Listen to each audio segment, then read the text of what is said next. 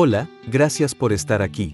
Hoy viajamos al siglo V después de Cristo, cuando el rey Kasyapa tomó el poder tras asesinar a su padre y usurpar el trono de Sri Lanka.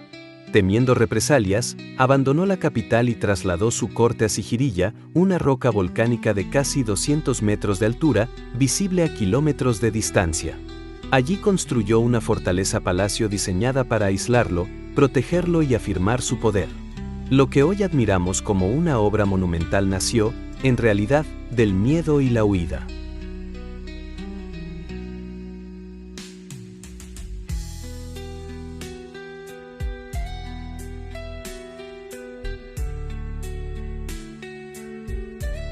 Sigiriya se encuentra en el centro de Sri Lanka, dentro del distrito de Matale, en la provincia central del país. La roca se eleva en una zona de llanuras tropicales, a unos 170 kilómetros al noreste de Colombo, la capital moderna. Las ciudades más cercanas son Dambuya, ubicada a pocos kilómetros al sur, conocida por sus templos rupestres, y Polonnaruwa, antigua capital medieval situada hacia el este. Esta ubicación, alejada de la costa y de los grandes centros urbanos de la época, convirtió a Sigiriya en un lugar estratégicamente aislado. La transformación de este sitio comenzó tras un hecho violento. Kasyapa tomó el poder en el año 477 después de Cristo, luego de asesinar a su padre, el rey Datusena, soberano del reino de Anuradhapura, y usurpar el trono que correspondía a su hermano Moggallana. Consciente de la fragilidad de su legitimidad y temiendo una invasión para recuperar el poder, el nuevo rey abandonó la antigua capital y eligió esta roca aislada como refugio estratégico. Su altura, su difícil acceso y su visibilidad sobre la llanura ofrecían ventajas defensivas únicas, convirtiéndola en un lugar ideal para protegerse de un ataque y controlar el territorio circundante. Tras establecer este lugar como su nueva capital, el rey ordenó iniciar una transformación progresiva del entorno. La cima de la roca fue nivelada para crear un espacio habitable, mientras que sus laderas fueron adaptadas con terrazas, muros de contención y sistemas de acceso cuidadosamente planificados. Al pie, se trazaron jardines formales conectados por canales, estanques y conductos hidráulicos, algunos de los cuales aún funcionan durante la temporada de lluvias. La construcción no fue improvisada, respondió a un diseño organizado que combinó defensa, control del agua y representación del poder real. La transformación de este lugar en una residencia fortificada se desarrolló durante el reinado del rey Kasyapa, entre los años 477 y 495 después de Cristo. Las evidencias arqueológicas indican que las principales obras se ejecutaron a lo largo de este periodo, con el complejo alcanzando su forma más completa poco antes de la muerte del rey en el año 495. No se trató de una construcción inmediata, sino de un proyecto sostenido en el tiempo, planificado y ejecutado como nueva capital del reino.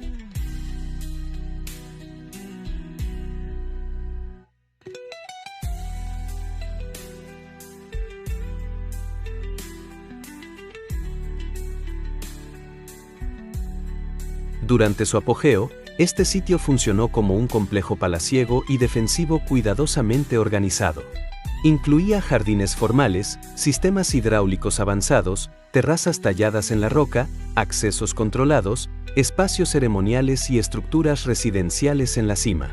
Cada uno de estos elementos cumplía una función específica dentro de un diseño que combinaba control del territorio, manejo del agua y representación del poder real.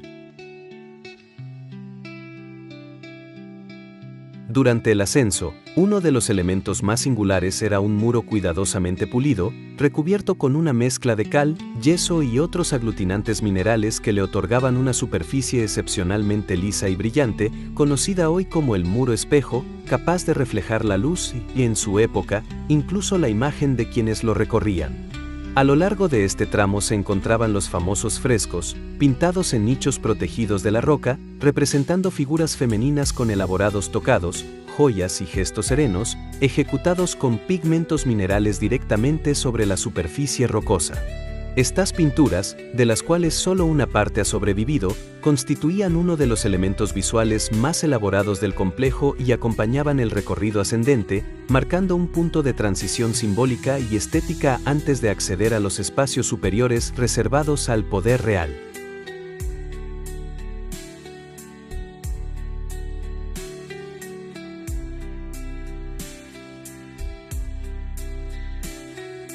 Tras la muerte del rey Kasyapa en el año 495 después de Cristo, este lugar no quedó abandonado de inmediato, pero sí perdió su función como capital real.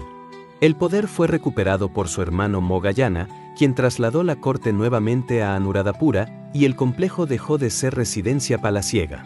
A partir de entonces, el sitio fue reocupado y reutilizado como monasterio budista, función que ya había tenido antes del reinado de Kasyapa y en la que permaneció de forma intermitente durante varios siglos.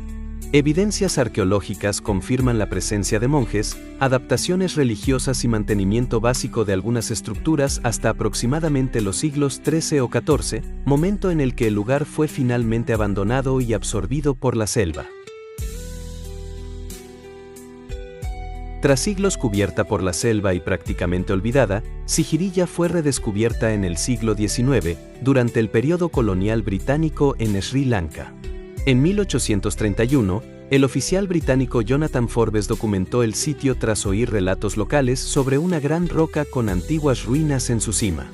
Sus exploraciones iniciales confirmaron que no se trataba de una simple formación natural, sino de los restos de un complejo histórico de gran escala. A partir de entonces comenzaron estudios más sistemáticos, levantamientos topográficos y excavaciones arqueológicas, especialmente a finales del siglo XIX y durante el siglo XX, que permitieron identificar su origen real, comprender su diseño y rescatarlo del abandono. Así, este lugar pasó de estar oculto por la selva a convertirse progresivamente en uno de los enclaves históricos y turísticos más importantes del país. Con el paso del tiempo y su consolidación como destino cultural, el acceso a este lugar fue adaptado para los visitantes modernos sin alterar su esencia. Hoy se puede llegar por carretera hasta la base de la roca, atravesando las poblaciones cercanas y el paisaje rural del centro de Sri Lanka. Sin embargo, a partir de ese punto, el recorrido cambia de ritmo, los vehículos quedan atrás y el ascenso continúa únicamente a pie, siguiendo senderos, escalinatas y pasarelas que reproducen, en parte, el antiguo trayecto hacia las alturas. Esta transición entre lo moderno y lo histórico prepara al visitante para la experiencia, recordándole que el acceso final siempre ha dependido del esfuerzo humano y del contacto directo con el entorno.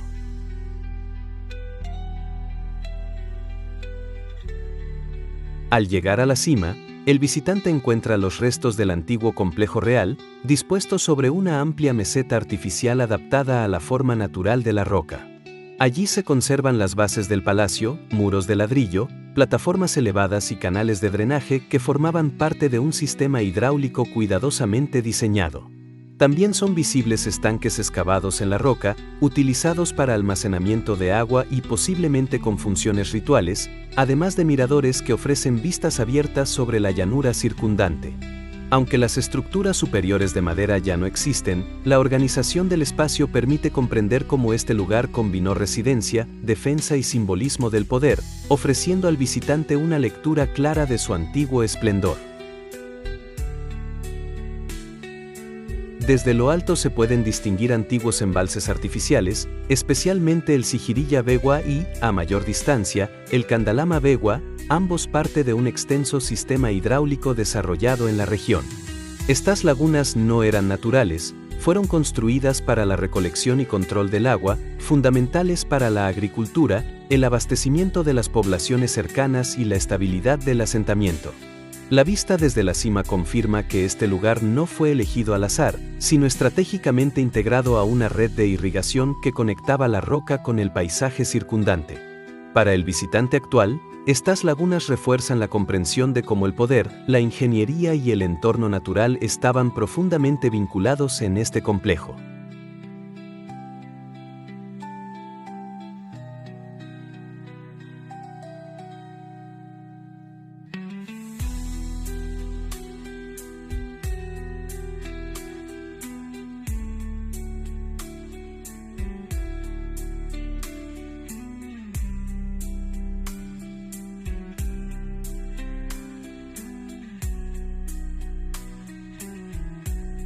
La verdadera escala de este lugar se revela al comprender sus dimensiones y el esfuerzo que implica recorrerlo.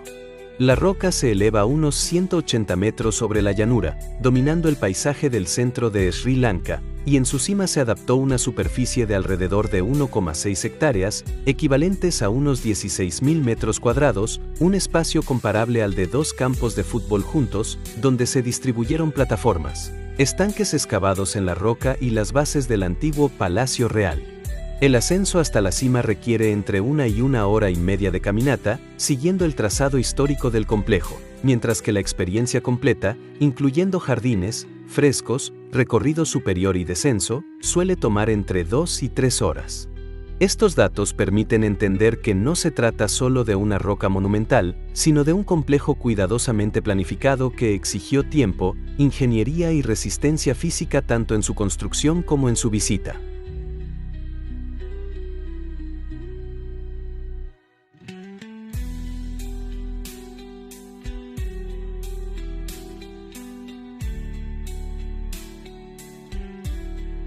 Visitar Sigiriya es también adentrarse en un entorno vivo, donde la historia convive con la naturaleza. El clima es cálido y húmedo durante todo el año, con temperaturas que oscilan entre 25 y 35 grados, por lo que el ascenso requiere energía y planificación, siendo las primeras horas de la mañana o el final de la tarde los momentos ideales para la visita. El recorrido incluye escaleras, pasarelas y tramos empinados, y se desarrolla en medio de una selva que aún alberga monos, aves tropicales, pavos reales, reptiles y otros animales, visibles durante el trayecto. En este escenario, el esfuerzo del ascenso se transforma en experiencia. Alcanzar la cima no es solo llegar a un punto elevado, sino comprender cómo el ser humano logró imponer orden, simbolismo y poder en un paisaje que, durante siglos, volvió a ser reclamado por la selva y la vida que la habita.